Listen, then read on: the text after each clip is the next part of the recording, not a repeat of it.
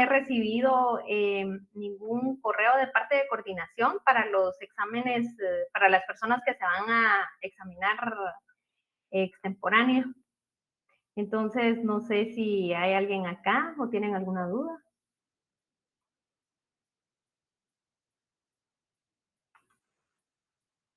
Bueno, no.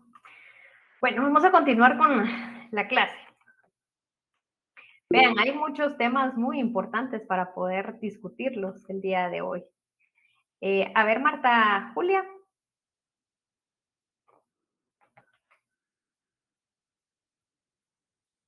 Perdón, licenciada, sin querer, disculpe. Bueno,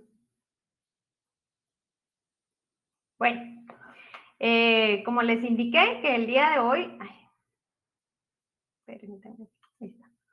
Íbamos a continuar con el tema acerca del Estado, ¿verdad? Principalmente cuáles eran los elementos.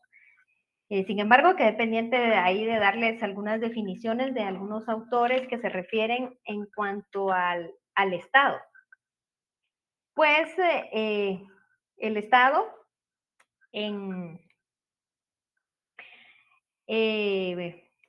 ustedes se recuerdan, bueno, a ver, les voy a preguntar, ustedes en el primer semestre se recuerdan que les dejaron de tarea leer el libro del Príncipe de Maquiavelo. Me gustaría saber si hay alguien por acá que tuvo la oportunidad de leerlo todo o pasaron de noche. A ver, Mili, cuéntame. Yo, licenciada, pero ya no me recuerdo mucho. A ver, ¿qué se recuerdan de ese libro? Eso es muy importante y muy interesante. Es la base fundamental para todos los cursos. No, ¿alguien? Nadie. Bueno, ¿se recuerdan que Nicolás Maquiavelo fue del año 1469 a 1527? Él fue el primero en introducir, a la literatura científica la voz en cuanto al tema el Estado, justamente en la obra del Príncipe, por el Príncipe de Maquiavelo. Ahí se los voy a compartir ahí en la plataforma de Classroom para que lo lean y tal vez se recuerden un poquito, ¿verdad? De eso, es de 100 y algo de páginas, para que ustedes lo puedan leer.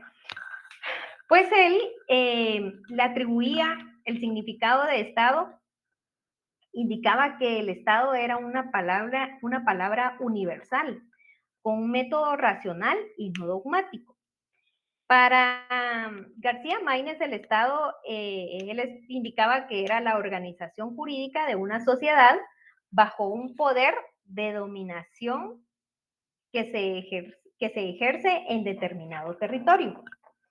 Para Porrúa Pérez, el autor Porrúa Pérez, él establecía que el Estado era una sociedad humana asentada de manera permanente en el territorio que le corresponde, sujeta a un poder soberano, que crea, define y aplica un orden jurídico, que estructura la sociedad estatal para poder obtener el bien público temporal de sus componentes.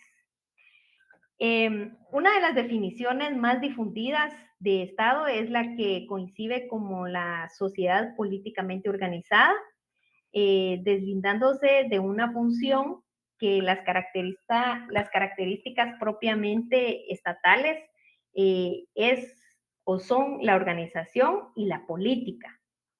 Como sabemos, toda forma de vida social supone necesariamente una organización.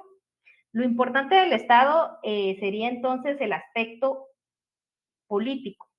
Este tiene una referencia directa al concepto del poder, por lo que podemos tener dicha definición como incorporada al grupo de aquellas que ven el Estado como un fenómeno de mando o de dominación, ¿verdad? Estos serían algunos de los autores en cuanto a indican o dan su opinión en cuanto al Estado. Hay muchos más autores, por supuesto, que si nos ponemos a indicar o a nombrar a cada uno de los filósofos que dan su exposición, su opinión en cuanto a lo que es Estado. Entonces, ustedes pueden sacar su propia conclusión, su propia definición para determinar lo que es el Estado, ¿verdad? Para unos filósofos, el Estado es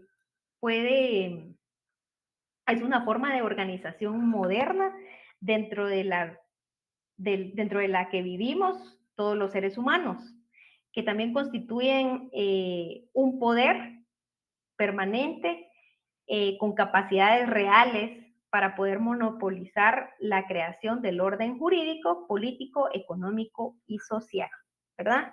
También tenemos definiciones de autores de Mantilla Pineda, el doctor Carlos José Gutiérrez, y etcétera, ¿verdad?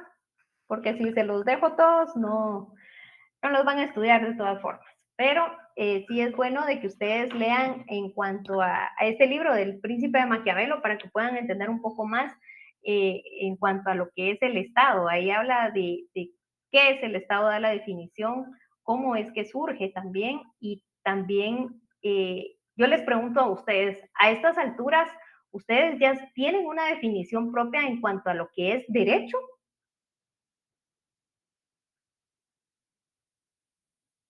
¿Qué es derechos? ¿Alguna vez se han preguntado? ¿Qué es el poder? ¿Será que sí es el Estado, el derecho y el poder? ¿O el derecho y el poder son elementos muy esenciales del Estado? ¿O son partes fundamentales? ¿Tienen vínculo o no tienen vínculo? Licenciada, buenas tardes. Realmente tienen mucha relación en lo que es el poder con el Estado. Recuérdese que el Estado está definido también como la política, perdón, es la relación entre gobernantes y gobernados. Y tiene mucha relación con el aspecto poder, porque el poder nosotros se lo damos a las personas que elegimos por los medios democráticos. ¿Sí? Lo que sí es que la constitución política lo que les da es el marco de poder hasta dónde pueden actuar y en qué línea ellos pueden gobernarnos a nosotros, qué derechos no pueden tocar y hasta dónde pueden ellos actuar en todo lo que tienen ellos en todo el territorio para ejercer el gobierno, ¿no? Muy bien, gracias. Gracias por tu aporte, Sergio. Sí, vean, acá es de interpretación, ¿verdad? Depende de la interpretación que ustedes le van a dar. ¿Por qué? Tal y como lo explicaba Sergio, ¿verdad? La soberanía, por lo menos acá en nuestro país, ¿quién la tiene? La tenemos nosotros, el pueblo, ¿verdad? Y el pueblo es el que va a dar ese poder a los gobernantes para que puedan gobernar dentro de un tiempo que establece la ley, que es dentro de un periodo de 4 años. Ahora bien, hablando un poco de todos estos elementos, pero mejor vamos a adelantar un poquito y al final voy a abrir a debate un tema muy importante que estamos viviendo en la actualidad, que considero que tiene mucho, o como ustedes le quieran ver, si tiene mucho o poco que ver en cuanto al derecho internacional, pero ya lo vamos a debatir. Bueno, ahora bien, los elementos del Estado. Para que exista un Estado, pues es necesario que cuente con ciertos elementos esenciales. Dentro de ellos tenemos la población, el territorio, el gobierno. Para otros se sabe en la clasificación, que es totalmente diferente, que lo pueden definir, y creo que la mayoría lo vio en el primer curso de la siguiente forma: sociedad humana, que es lo mismo que población o nación, como ustedes le quieran llamar; territorio, un ordenamiento jurídico, un poder soberano, el bien público y la personalidad jurídica. La personalidad jurídica, ¿para qué le va a servir al Estado? Pues la personalidad jurídica le va a servir para poder establecer relaciones con otros estados. Entonces, si no cuenta con todas estas características o estos elementos que son estrictamente esenciales, pues no se podría considerar como estado. Ahora bien, la población. ¿Qué entendemos por población?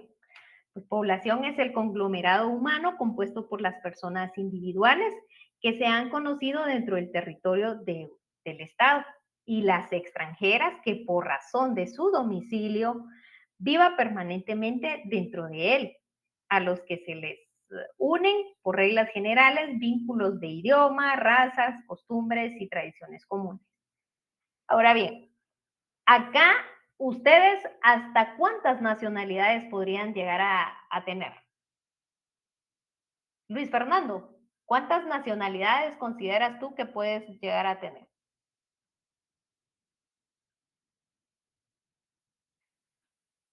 Luis Fernando, no me aparece tu apellido, pero... A ver, Peter. Sí, tengo entendido que para el área de Centroamérica pueden optar por 2 nacionalidades. Únicamente 2. A ver, Sardi, ¿quién da más? ¿Quién da menos? Pues, licenciada, yo escuché una conferencia del tema y aunque no lo entendí muy bien en su momento, sí recuerdo que ya que el derecho a la nacionalidad es un derecho humano y no se puede limitar, entonces no tendrían que haber límites en las nacionalidades que una persona pueda tener, siempre que cumpla con los requisitos de cada país.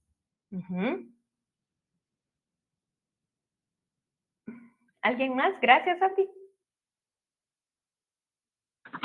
Licenciada, buenas tardes. Mire, Buenas yo tardes. me recuerdo que en una clase dijeron que solamente podíamos tener una nacionalidad, solo la nacionalidad guatemalteca. Solo la nacionalidad guatemalteca. ¿Y qué pasa? Sí, según una ley, la ley de la De ley de nacionalidad. nacionalidad. Ajá, exactamente. ¿Y qué pasa si tiene nacionalidad estadounidense?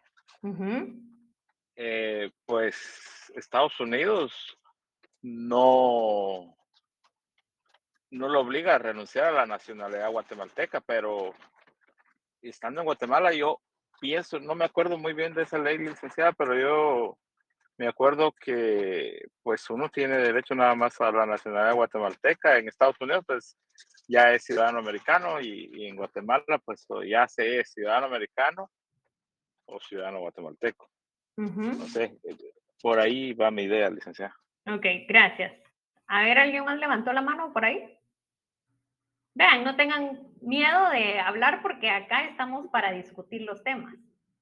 Buenas tardes, licenciada. Le vuelve a hablar Sergio Quiñones. Ah, ¿qué tal? Cuéntame. 145, si no me equivoco, habla de la nacionalidad de los centroamericanos en Guatemala. Ajá. Y menciona de que para poder obtener la nacionalidad, la persona la tiene que solicitar. Puede conservar la nacionalidad del otro país al que pertenezca. También lo vemos en los términos diplomáticos, por ejemplo, si una persona le pongo, por ejemplo, la mamá es inglesa, el papá es norteamericano, y él nace en Guatemala o en otro país, puede agarrar cualquiera de las 3 nacionalidades. Y puede reclamarlas en cualquier momento. Incluso, hace poco estuvo dándose en Guatemala, había una información que decía de que las personas que tenían ciertos apellidos podían optar a tener la nacionalidad española. Pero realmente la nacionalidad está unida a lo que es ¿cómo se le llama esto? Cuando donde una persona radica. O sea, si yo radico en Salvador, puedo optar a la nacionalidad salvadoreña. Puedo conservar la de Guatemala, pero mi nacionalidad por el lugar donde vivo va a ser del área específica donde yo me encuentre. Ujú. Muy bien, gracias. ¿Alguien más levantó la mano por ahí?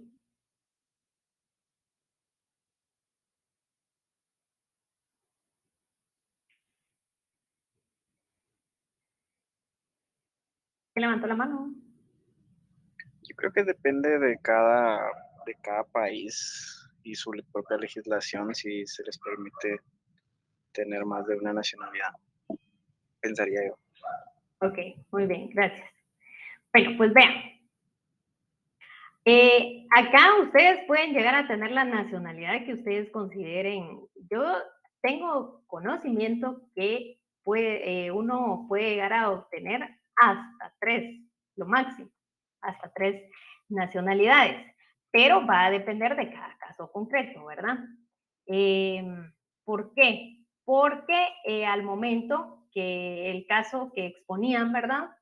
Si ustedes son hijos, por ejemplo, de padres italianos, del padre italiano y la madre es díganme otro país. Española. Va, español, ajá. Español, pero sus papás se conocieron acá y ustedes nacieron acá. Entonces pueden ustedes solicitar esa nacionalidad, ustedes la pueden ir a pedir tanto la nacionalidad italiana como la nacionalidad española, la pueden llegar a obtener. Y por supuesto la nacionalidad guatemalteca porque ustedes nacieron acá, ¿verdad?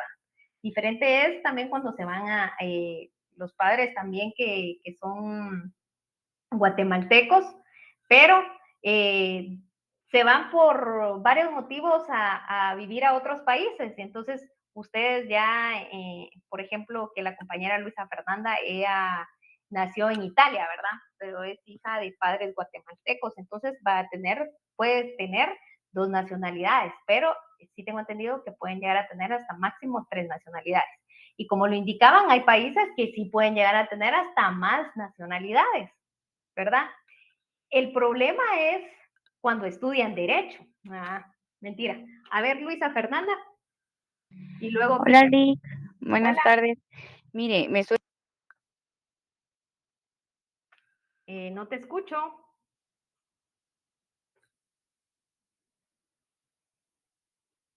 No te escucho. Jóvenes, a ver, Peter. Creo que perdimos a Luisa, o no sé si yo estoy perdiendo la señal. No, sí, no se escucha. Le quería comentar de que estoy revisando acá y indica que, por ejemplo, China es uno de los países, como de las excepciones que no permiten tener una doble nacionalidad. Y si una persona desea adquirir otra nacionalidad, se ve obligado a renunciar a su nacionalidad china. Igual en India, Japón y Singapur no permiten la doble nacionalidad. Excelente, pero sí permiten hasta 2 mujeres a los hombres, ¿verdad? Muy bien, gracias por tu aporte, Peter. No permiten la doble nacionalidad, pero sí en otros países sí tienen hasta permitido tener 7 mujeres, ¿verdad? A ver, Lisa Fernanda. ahora sí, no sé si me escucha, Lick. Sí, ahora sí te escucho. Ay, súper. ¿Te fuiste otra vez? Luisa Fernanda, te perdimos.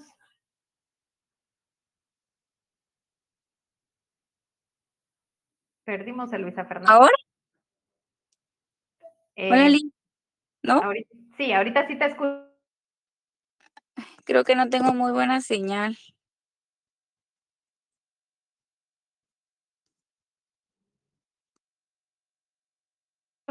Cuéntame. Bueno, perdimos a Luisa Fernanda, tal vez más adelantito. Bueno, entonces sí es bien interesante e importante eso, ¿verdad? Hablando de la nacionalidad, ya la Corte Interamericana de los Derechos Humanos ya está casi a punto de poder emitir la sentencia. Yo creo que ya estamos muy, muy próximos a que resuelvan el caso Hendrik. No sé si ustedes se recuerdan de ese caso. Por eso les decía yo, el problema es cuando estudian Derecho, ¿verdad? Porque... Licenciada. Sí se recuerdan, ¿verdad? Entonces hay que estar pendiente porque al momento que salga esa sentencia, pues la vamos a analizar, jóvenes, para ver qué es lo que resolvió. ¿Ustedes qué consideran que va a resolver? ¿En qué sentido? ¿Cómo ven? ¿Qué criterio tienen ustedes? ¿Será que sí lo van a dejar que pueda ejercer el notariado acá?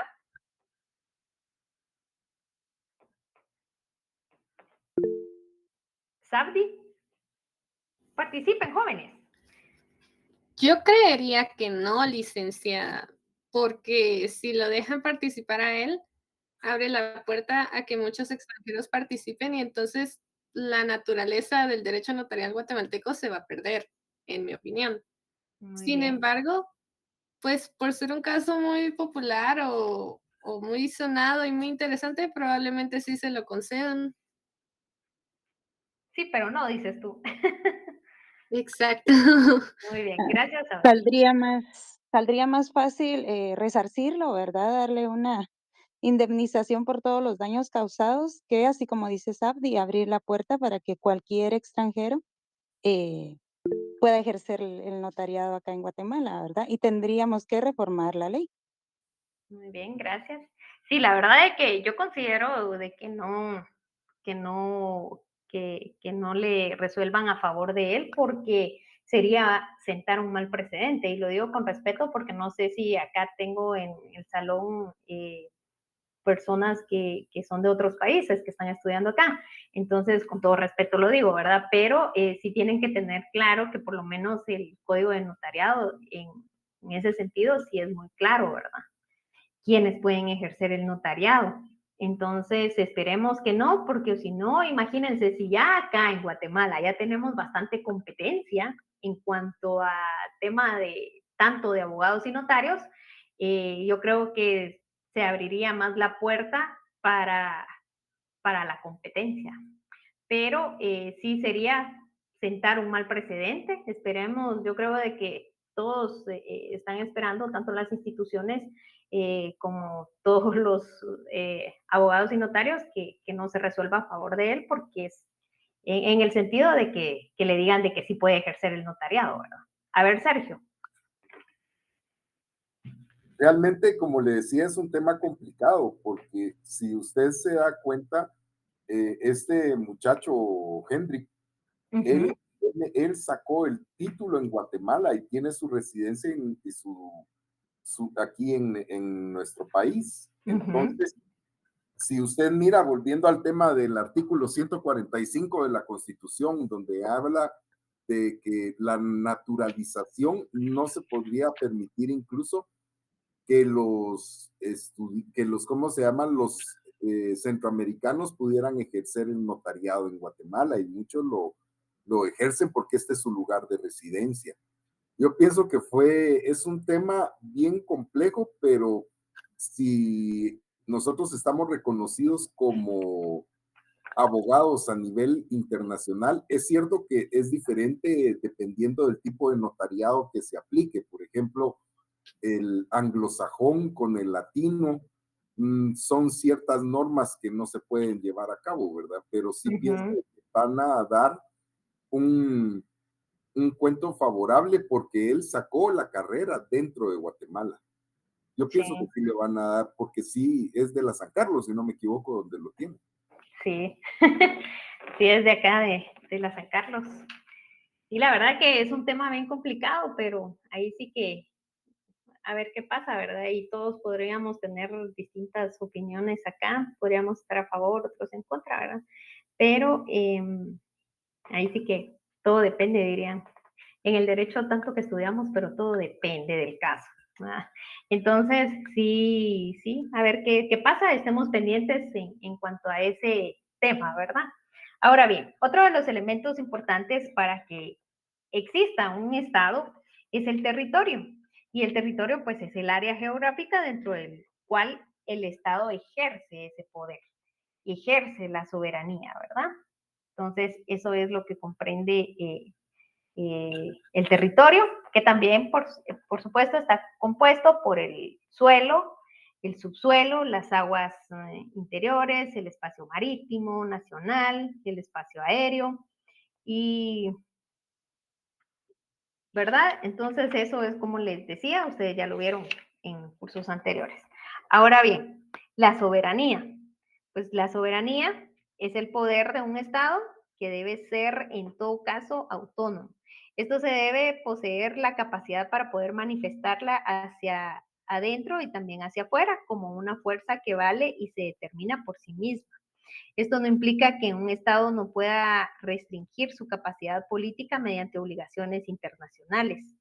Si así fuera, no existiera un solo Estado que pudiera apreciarse de poseer un poder autónomo. A ver, según lo que yo les acabo de leer, ¿ustedes tienen alguna duda, alguna temática en cuanto a la soberanía?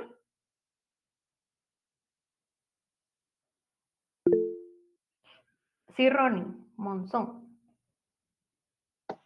Gracias, licenciada. Buenas tardes. Estuve escuchando un poquito, viendo noticias internacionales y si no estoy mal, la semana pasada salió un comunicado del presidente mexicano con que se había dado una situación por unos extranjeros estadounidenses que habían asesinado y secuestrado en México. No sé si vieron esa noticia y que se estaba un partido republicano, creo que era, no me atrevo a decir partido, que no me acuerdo, pero estaban pretendiendo declarar a ciertos grupos delictivos como terroristas para invadir. Son especulaciones también porque han sido algunas noticias que hay que creerle un porcentaje a las noticias y lo otro parecía cierto, ¿verdad? Pero viendo el contexto de la nota, sí considero que ningún país puede intervenir toda vez se haya declarado una soberanía y que los mismos países se hayan comprometido en respetar esa soberanía y el país lo declare como tal. Entonces, traigo a colación esa noticia como es un ejemplo actual y podría colaborar ampliar un poquito ahí el contexto que está hablando usted de soberanía. Gracias. Ok, muchas gracias por tu aporte, Estuardo. ¿Alguien más que quiera aportar?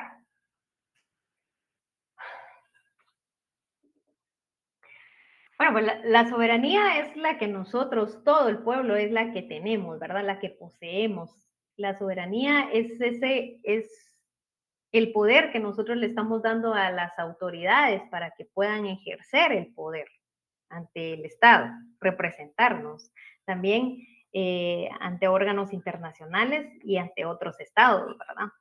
Entonces, yo les preguntaba por qué en cuanto a la soberanía, que dice que un Estado no puede restringir la capacidad política mediante obligaciones internacionales. Entonces, yo les preguntaba esto, ¿por qué? Ahorita que ya estamos próximos a una época electoral, me gustaría saber si ustedes consideran que las personas que han sido condenadas en otros estados pueden, acá el estado de Guatemala puede tener restricciones para que puedan ejercer ese poder, para nosotros poderles dar esa soberanía.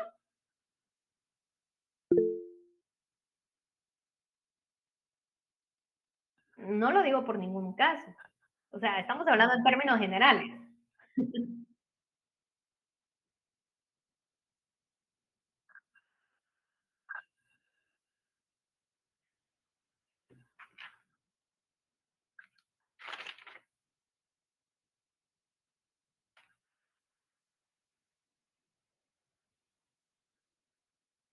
Ok, y cómo, a ti te pregunto, aprovechando, ¿tú cómo demostraste esa honorabilidad?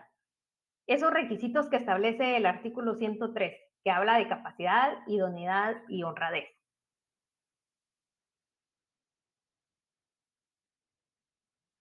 ¿Ahí qué estás demostrando?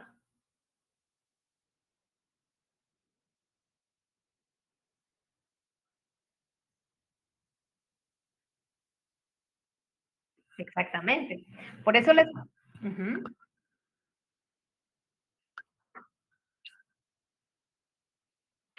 Ok, pero por eso, hablando de derecho internacional, tú dices, la honorabilidad yo la puedo demostrar con antecedentes penales y policíacos, pero si fuiste condenado en otro país, o sea, y tú vienes acá a solicitar los antecedentes penales y policíacos, ¿será que sí te los van a dar?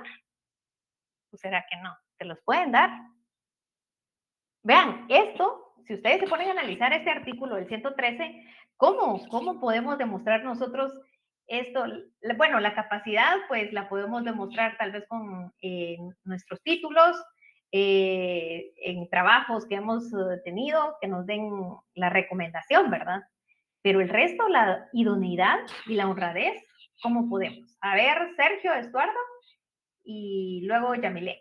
De una vez les aclaro, o sea, no lo estoy diciendo por ningún caso en especial, sino que son temas pues que vienen a formar parte del curso, ¿no? Buenas tardes, licenciada. La honorabilidad es muy difícil de evaluar, es un término muy subjetivo. Realmente estaba buscando ahorita en la, ¿cómo se llama? En la RAE, pero honorabilidad viene de ser intachable, o sea, que no tenga una tacha dentro de su, ¿cómo se llama? Dentro de la persona. Nosotros, desgraciadamente, en Guatemala hemos tenido personas que han tenido tachas y no les han permitido participar. Y ese es el grave problema que tenemos. Por ejemplo, Portillo había sido perseguido por asesinar a una persona en México. ¿Cómo se llama? El diputado actual, Ubico, había sido condenado en Estados Unidos también por narcotráfico. Y así tenemos un montón de personas que han sido, que tienen una tacha específica. Le pongo, por ejemplo, las personas que les han puesto ante juicios todavía tienen situaciones pendientes con la justicia. Entonces eso ya le quitaría la honorabilidad. El grave problema es que legalmente no hemos definido cuáles son los parámetros para que pueda existir esa honorabilidad. Y ese es el grave problema, que entonces se aplica con unos, pero no se aplica con otros. Entonces se debe de unificar y de hacer ese tipo de criterio para poder calificarla. Desde mi punto de vista, la honorabilidad la pierde uno cuando tiene una tacha específica dentro de su vida. Si a mí me agarran por un accidente de tránsito donde asesiné a una persona, esa ya es una tacha. Más si ese tipo de accidente lo hice bajo estado de ebriedad, esa tacha, aunque sea condenado y se puedan limpiar los antecedentes penales, los antecedentes policíacos, es una tacha definitivamente y no debería de hacerlo. Y no lo digo, como le digo, solo por Valdizón, sino por todas las personas de poder verificar esa honorabilidad. Pero entonces, ¿dónde dejamos el principio de inocencia? Es que es ahí donde entra, porque si usted se da cuenta, Ubico y Valdizón, ellos son confesos. Entonces ahí ya existe la tacha específica. Si yo en otro país soy confeso, yo estoy aceptando la culpabilidad y estoy aceptando la tacha. Pero fue en otro país. Pero no importa, porque recuérdese también que dentro del tema penal existe la posibilidad de que yo pueda venir y terminar de cumplir mi condena aquí en Guatemala, como lo hizo Alfonso Portillo. Yo puedo solicitar y decir, mire, yo no quiero estar en la cárcel de Estados Unidos y quiero terminar mi condena en Guatemala. Y ese es un trámite que puedo realizar en cualquier momento. Y aunque haya sido por los convenios y tratados internacionales en esa línea, poder cumplir con esa situación, pero esa es una tacha para mi vida, el resto de mi vida, el haber estado dentro de la cárcel.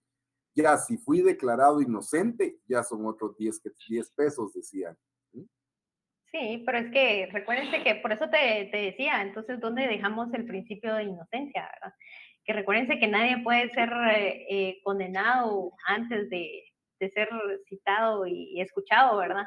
Entonces, ponele, si nosotros acá, un ejemplo, tú tienes un problema, el accidente que tú pusiste como ejemplo, venimos nosotros acá, toda la clase, y tú, sí, tú eres un asesino y que esto y el otro, o sea, pero en realidad, ¿dónde dejamos tu principio de inocencia? En verdad, quien tiene que juzgarte van a ser los jueces, ¿verdad? Al momento de llevar a cabo una investigación y determinar todo eso. Entonces nosotros no podemos venir y tacharte a ti así. El problema que se ha dado acá con este tema de la honorabilidad justamente es de que pasa esto, ¿verdad? Alguien está participando y vienen, impugnan para indicar que no son personas idóneas. En algunos procesos se les llama las famosas tachas que tú indicabas, pero hay personas que solo por eso, poniendo tu ejemplo, vienen y dicen, no, es que él es un asesino porque tuvo un accidente en tal fecha y esto y el otro, y el proceso aún no ha finalizado. Entonces, ¿qué es lo que tienen que hacer tú, en este caso? Presentar todas las pruebas de descargo, ¿verdad? Indicar de que todavía no ha sido juzgado por los jueces que son los responsables, ¿verdad? De llevar a cabo o poder emitir una decisión final conforme a la investigación previa, pero nosotros no podemos venir y condenarte a ti si tal vez no tuviste la culpa. Puede ser de que sí o puede ser de que no. Entonces, es bien relativo esto de la honorabilidad, de la idoneidad. Es bien complicado poderlo determinar. Por eso yo les decía, ¿cómo lo podemos demostrar? ¿Cómo podemos le pongo el ejemplo más claro, que yo no tengo ninguna afiliación política, no pertenezco a ningún partido político, pero hablando del caso del PLP, una persona que no tiene ni siquiera sexto grado primaria será idónea para poder gobernar el país, pero la Constitución indica de que para ser presidente, con solo tener los 45 años y ser guatemalteco de origen, puede participar y ganar las elecciones. Pero es ahí donde entra la idoneidad. No puedo ser idóneo si bajo esas condiciones. ¿Mm? Porque le pongo, por ejemplo, en temas legales, ¿qué es lo que va a pasar?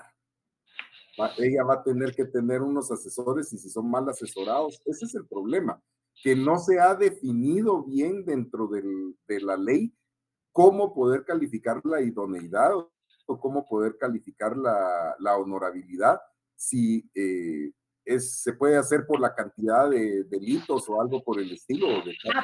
Aparte de cómo poderla calificar, cómo poderla demostrar, y es otra de las situaciones. ¿Sí, Juan José? Gracias, Sergio.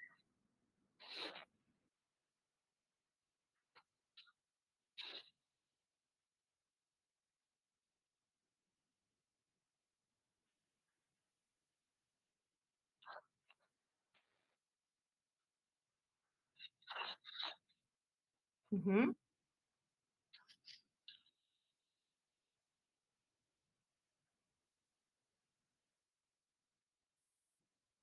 Muy bien, gracias por tu punto de vista. Gracias, Sergio, también por tu opinión. A ver, Yamile y luego Peter. Gracias, licenciada, pero ya se me adelantaron ustedes en la conversación. Sí, fíjese que yo igual pienso que la honorabilidad es algo muy subjetivo, ¿verdad? Porque depende de la opinión de la sociedad, de la opinión del conglomerado. Porque tantos casos en los que han habido personas que sí han sido condenadas y no cometieron un delito, ¿verdad? Pero la sociedad las tacha y las condena. Sin ir tan lejos, en los medios de comunicación, en los periódicos, en los noticieros, de una vez dicen que el culpable de haber cometido el homicidio fue el fulano de tal y sacan la carota ahí, ¿verdad? Entonces, si vamos a juzgar nosotros a una persona de honorable por ciertos actos, ¿verdad? Porque, por ejemplo, alguien ya no quiso estar con su esposo, lo dejó y ahora tiene un mejor marido, ya no es honorable para ocupar un cargo público, por ejemplo, ¿verdad? Y en este caso, nosotros estudiosos de la ley, sabemos que nos es permitido todo lo que la ley no prohíbe, ¿verdad? Y como bien lo dice el Tribunal Supremo Electoral en esa resolución donde admite como candidato a diputado a este personaje, no existe ninguna sentencia firme condenatoria, ¿verdad? En Guatemala, que ahí es donde entra la soberanía, ¿verdad? Porque si nosotros nos dejamos influenciar por las leyes o los procesos que han existido en otro país, ahí es donde vienen otros países u otros estados, que es lo que estamos tratando ahorita, a tener injerencia en nuestro país, ¿verdad? Entonces, tenemos que ser como bien firmes e imparciales porque no podemos aceptar solo lo que nos convenga y lo que no nos convenga no, ¿verdad? Entonces, en este caso de la honorabilidad, quizá en aquel tiempo cuando los legisladores legislaron estas leyes, ¿verdad? Se determinaba, estaba muy bien marcada la honorabilidad, ¿verdad? Pero en este caso hay muchísimos factores y nosotros nos tenemos que basar en las leyes, que es lo que estudiamos, defendemos y ejercemos, ¿verdad? Exactamente. Gracias. A ver, Peter. Yo pienso que, la verdad, como todos indican, no es como tan fácil responder qué es honorabilidad, pero yo creo que es bastante sencillo darse cuenta quién no lo es, ¿va? Entonces, por ejemplo, el código de notariado nos indica quiénes no son capaces para ejercer el notariado y en un área nos indica quienes hayan sido condenados de ciertos delitos como el robo y estafa, que claramente son delitos que pueden afectar a una persona, que si ya los cometió puede volverlos a cometer, más aún en algo como el notariado. Entonces, en el caso de este caso de Manuel Valdizón, yo creo que el Tribunal Supremo Electoral o quienes le hayan permitido inscribirse no debió haber sido así porque claramente no hay presunción de inocencia en lo que él hizo porque él confesó que sí es culpable. Entonces, yo pienso que tal vez no es tan fácil ver quién es honorable, pero es muy sencillo darse cuenta quién no lo es, ¿va? Entonces, una persona que claramente se está declarando culpable de un delito como el narcotráfico, no es, o sea, no debería eh, quedar duda de eso, pero obviamente nuestro país tiene su propia soberanía y no hay como, se debe respetar, pero yo creo que también se debe analizar cada caso en específico. Ok, muchas gracias. ¿Se dan cuenta lo importante que es acerca de la interpretación de las leyes? Y ustedes, como futuros abogados y notarios, deben de tener mucho cuidado en cuanto a la interpretación que se le da, porque como les decía, acá todos podemos pensar de una forma o de otra. El tema acá era de que si en casos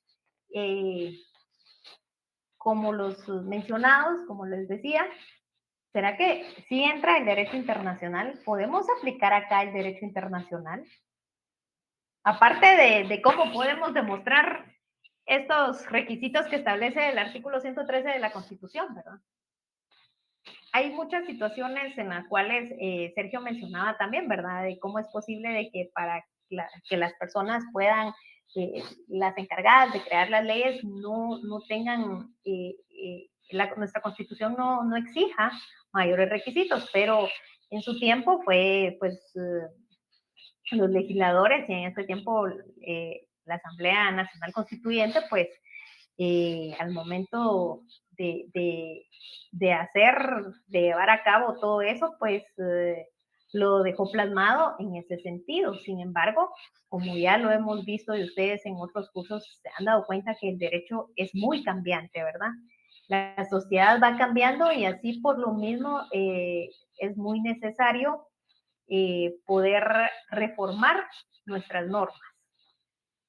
Por ejemplo, en Estados Unidos es bien sencillo y simple porque, bueno, algunas formas de gobierno sí las comparto y otras no, pero en cuanto a la forma de reformar la constitución de ellos, yo creo que es bien práctica, porque es, a ver, ¿alguien sabe el nombre de cómo es que reforman la constitución ellos o artículos de la constitución? ¿No saben? A través, por medio de enmiendas, licenciada.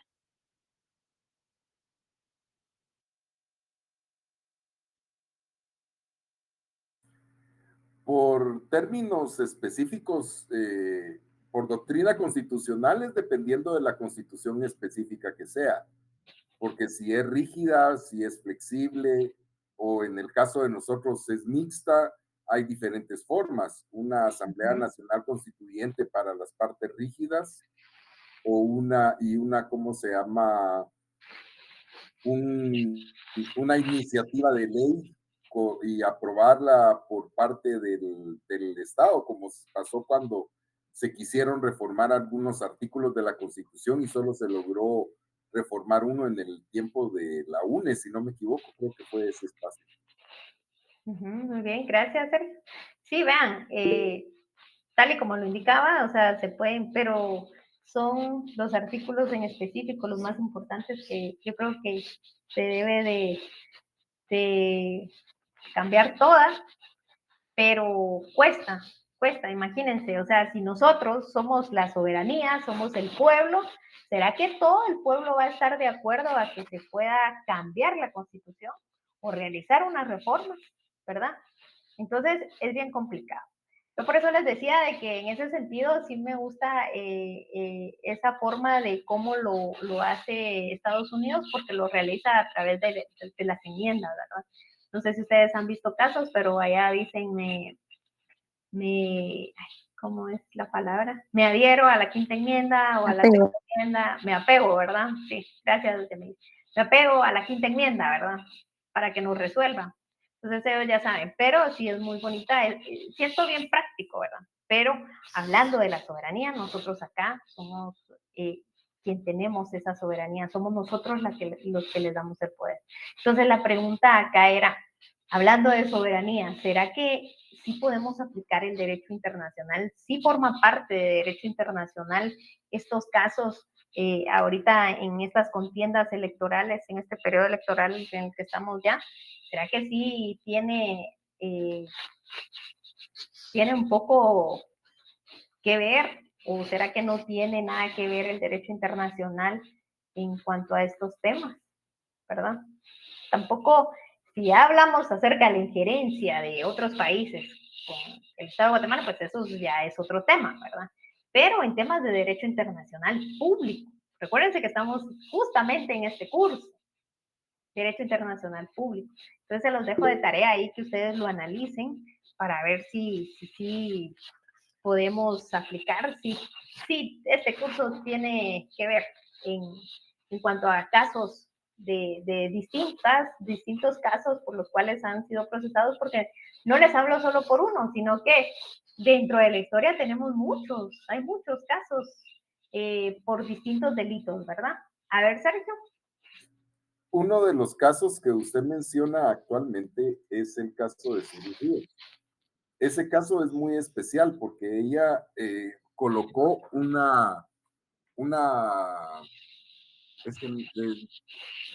ella puso una denuncia ante la Corte Interamericana de Derechos Humanos. Pero espérame que te interrumpa. A ver, ¿por qué dice que yo estoy mencionando los casos? No, porque menciona usted de que si se puede aplicar el derecho público internacional dentro de los temas del Tribunal Supremo Electoral o de la soberanía en Guatemala. Y ese caso es muy especial porque yo leí la resolución que dio la Corte Interamericana y esa resolución mencionaba, no se llegó a una sentencia específica porque dentro de lo que permite la Corte Interamericana de Derechos Humanos es aceptar un convenio, y eso fue lo que hizo Suri Ríos. Hizo un convenio con Guatemala porque lo que le interesaba era de que Guatemala pudiera avalar el hecho de que ella pudiera participar. Y dentro del aval de ese convenio menciona algo la Corte Interamericana que podría tomarse como una resolución. Puso de que dentro de lo que se había llegado en ese convenio era de que se iban a dar charlas sobre participación ciudadana, etcétera, etcétera, etcétera, pero decía de que no se le puede prohibir a nadie el derecho político de participar en su país.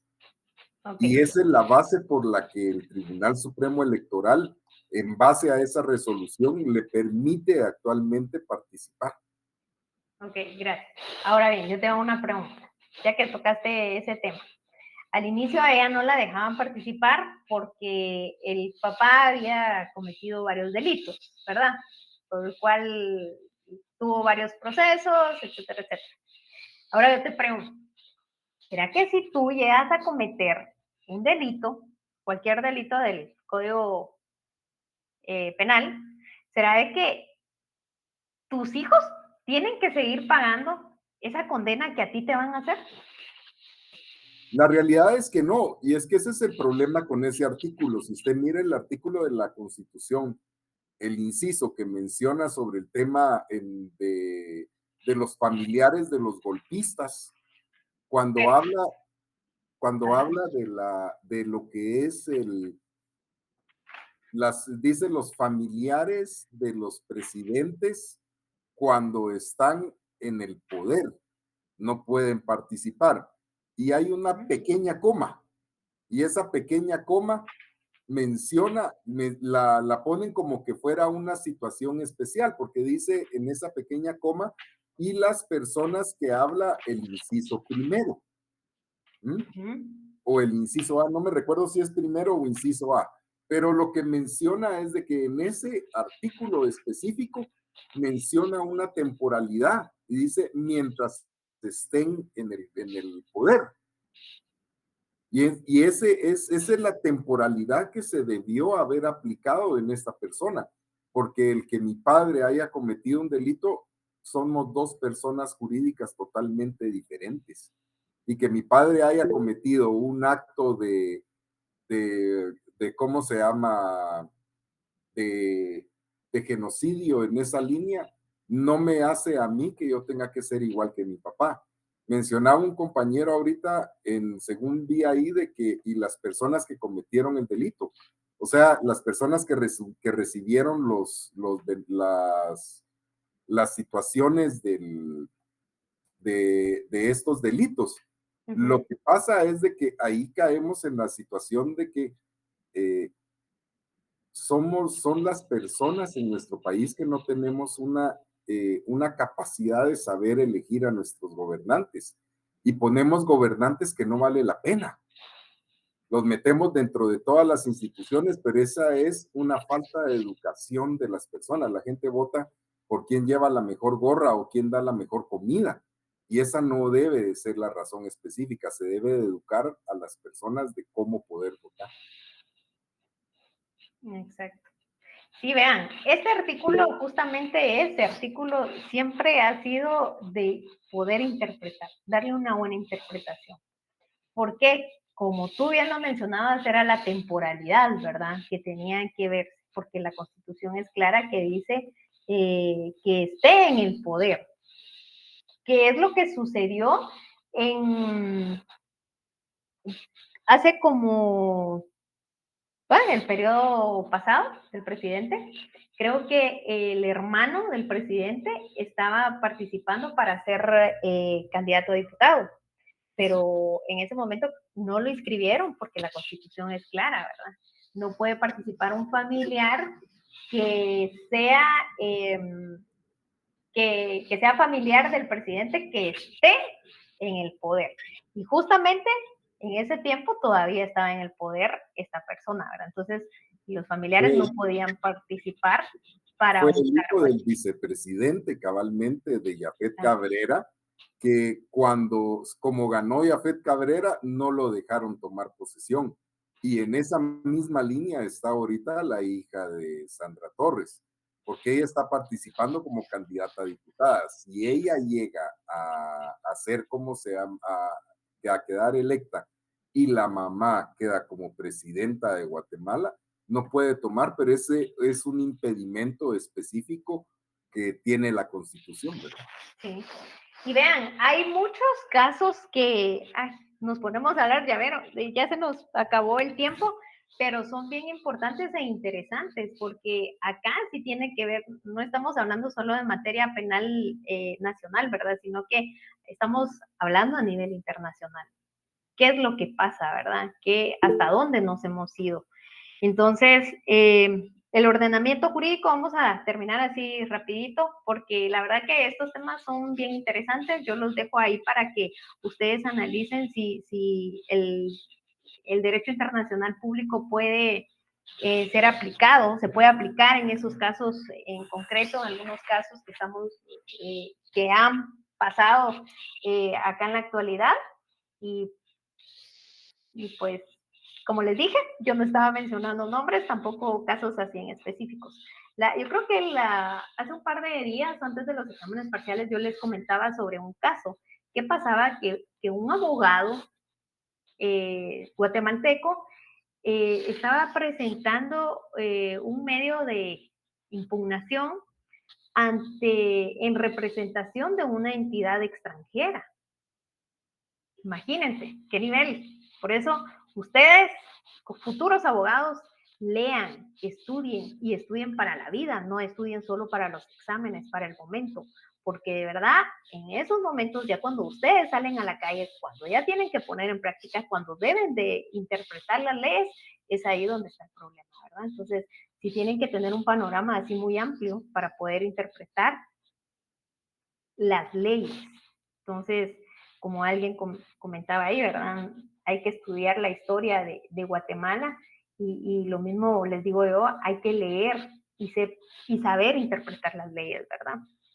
Irnos un poquito más allá, no solo ver así, no, es que la Constitución establece y dice, ¿verdad? No, hay que saber interpretar cada uno de los artículos. Y esto sucede en cualquier materia, no solamente en los cursos que estamos viendo acá.